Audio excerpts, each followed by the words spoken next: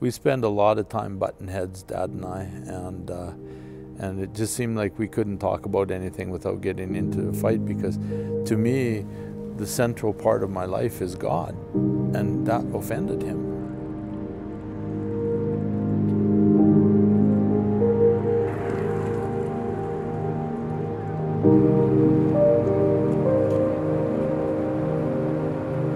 Usually I bring my staff members to Promise Keepers conferences. That year I didn't have any staff members. I bought a ticket anyways because I wanted to bring somebody with me to Promise Keepers. I asked pretty much everybody I knew, everybody from the church, all the guys had something to do. It was looking like more and more like I was going to go alone. I kept resisting the nudging of the Holy Spirit to bring my dad because he was so much against anything Christian. I just knew I was going to get a railing if I even asked him. Anyways, I finally asked him, and to my surprise, he said yes. But he said, I'm only coming on Friday night. Don't expect me back on Saturday.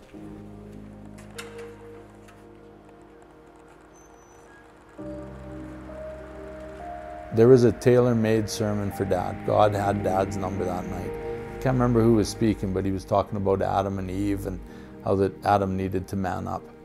Dad got really kind of moved by it. He asked if it was okay to come back on Saturday too. And I said, well, yeah, I have the ticket, so come. Couldn't believe it. Holy Spirit moved on Dad 3 times, moved him to tears. He cried, actually openly cried 3 times. Well, there was one song that they kept singing, and it was called Trading in My Sorrows. And it was like, yes, Lord, yes, yes, yes. And he kept talking about that song on the way home. And I could see that he was different, that something had changed, but he said, maybe I got to make some changes in my life, he said. And I got quite excited when I heard that. But there didn't seem to be anything other than that. There was no definite thought about going to church. I asked him about maybe he needs to find a church and then all that. He said no. He said he was good. He just needed that. Dad's journey on this earth and his fight with cancer finally ended on February 25th, 2018. There was a pastor that was talking to him. One day I got a call when I was running around in Cold Lake, and it was Dad, and he said, I received the Lord. I was surprised. I said, Dad, I said, are you hedging your bet here? Are you covering your bases? You know, you're pretty close to death.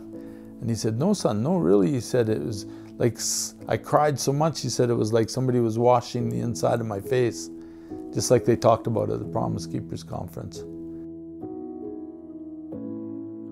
In the last day of his life, my sister stayed with him. There was a hockey game on the 24th. Overtime, meets another one, swings down in front, what a stop by Talbot!